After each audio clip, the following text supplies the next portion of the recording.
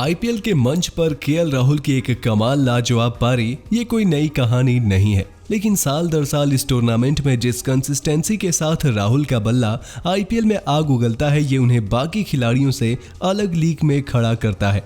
और राहुल का आईपीएल प्रेम ये एक सुपरहिट कहानी बनती जा रही है। लेकिन जो प्लेयर 3 साल पहले तक टीम में वापसी के ही रास्ते ढूंढ रहा था, उन्होंने कैसे इतनी जल्दी भारतीय क्रिकेट और आईपीएल के शिखर पर छलांग लगाई। कैसे क्रिकेट के जुनून के कारण मंगलौर का रहने वाला लड़का अपना घर तक छोड़ने को तैयार हो गया और दूसरे शहर में जाकर ऐसी उड़ान भरी कि आज सफलता उनके कदम चूम रही है।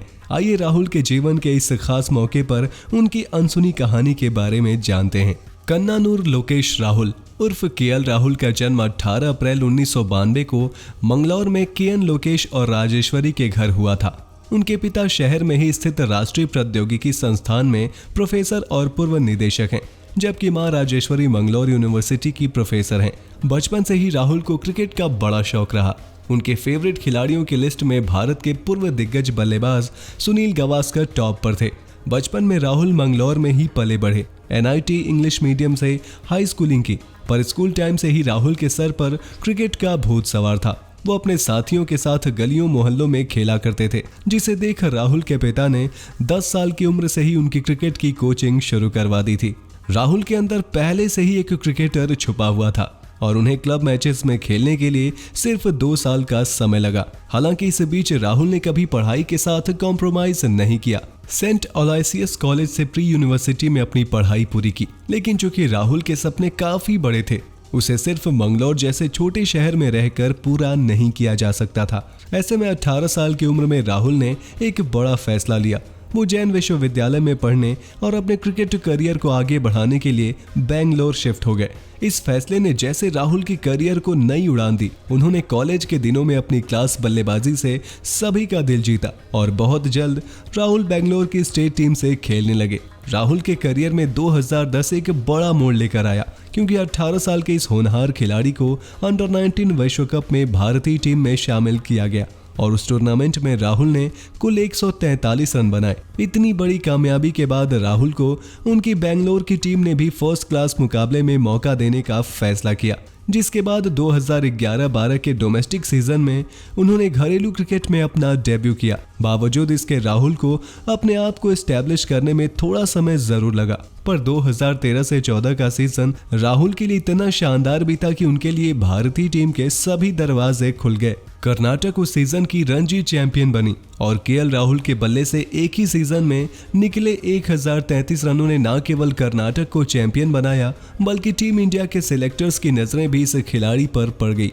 राहुल ने उस सीजन 3 शतक ठोके और सीजन के दूसरे टॉप स्कोरर भी रहे। इसके बाद दिलीप ट्रॉफी में भी राहुल का जलवा जारी रहा। टूर्नामेंट के फाइनल में राहुल ने सेंट्रल जोन के खिलाफ खेलते हुए पहली पारी में 233 गेंदों में 185 और दूसरी पारी में 152 गेंदों में 130 रनों की 2 ऐसी शतकीय पारी खेली, जिसने न केवल उन्हें फाइनल का प्लेयर ऑफ द मैच बनाया, बल्कि राहुल को उसके बाद ऑस्ट्रेलियाई दौरे पर भारतीय टेस्ट टीम में भी शामिल कर लिया गया।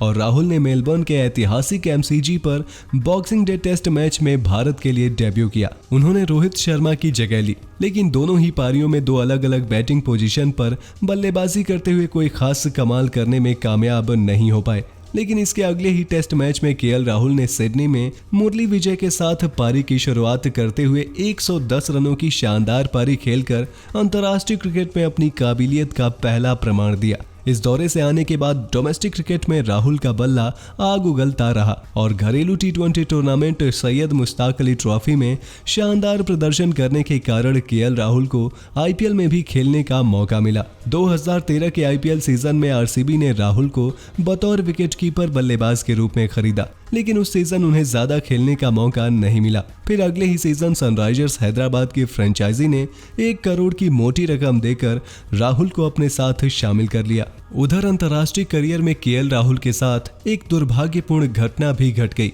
जून 2015 में बांग्लादेश गई भारत की वनडे टीम में पहली बार राहुल को शामिल किया गया था, लेकिन इससे पहले वो भारत के लिए डेब्यू करते डेंगू बुखार के कारण राहुल को अपना नाम वापस लेना पड़ा हालांकि इस दौरान टेस्ट मैचों में राहुल का कद काफी बढ़ता जा रहा था। अगले ही साल वेस्टइंडीज दौरे पर गई भारतीय टीम में शामिल किए गए केएल राहुल ने जमैका में खेले गए दूसरे टेस्ट मैच में 158 रनों की शानदार पारी खेली और कैरिबियाई धरती पर अपने पहले ही टेस्ट में शतक बनाने वाले पहले भारतीय सलामी बल्लेबाज बने। इसके बाद उसी दौरे पर वेस्टइंडीज के खिलाफ यूएस में हुए T20 सीरीज के लिए भी पहले मुकाबले में राहुल ने 46 गेंदों पर शतक ठोककर किसी भी भारतीय द्वारा दूसरा सबसे तेज T20 शतक ठोकने का करिश्मा भी किया।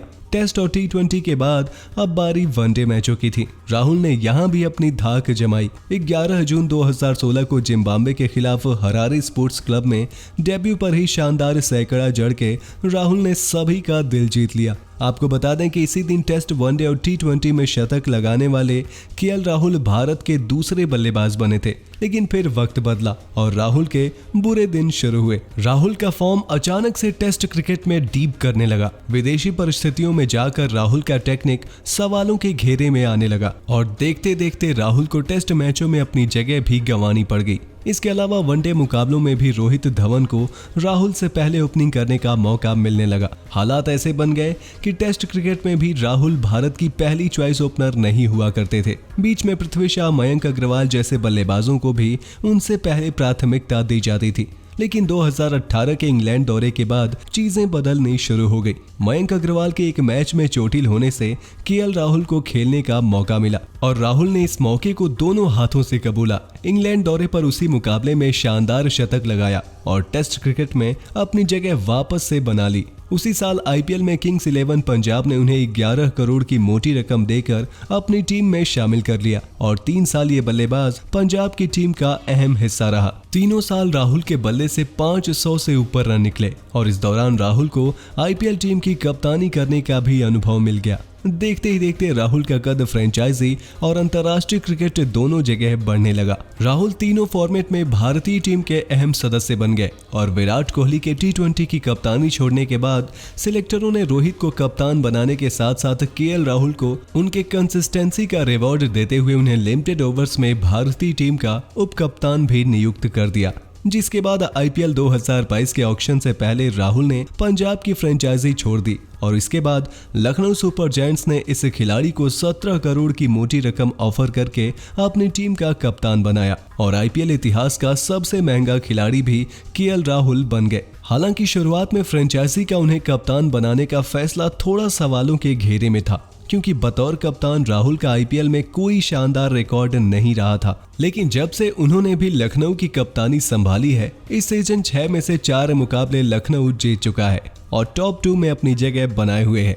इसके अलावा सीजन के 6वें मुकाबले में ही केएल राहुल के बल्ले से उनके आईपीएल करियर का तीसरा शतक भी दर्ज हो गया है और अपने 100वें आईपीएल मैच में ये करिश्मा करने वाले केएल राहुल इकलौते बल्लेबाज बन गए हैं और आज जैसे पूरा भारत राहुल के नाम का ही गुणगान कर रहा है। तो दोस्तों, आपको राहुल के क्रिकेट और उनकी पर्सनल लाइफ की स्टोरी पसंद आई हो तो इस वीडियो को लाइक जरूर करें और ऐसे ही शानदार खबरों के लिए सब्सक्राइब कर लीजिए हमारे यूट्यूब चैनल को।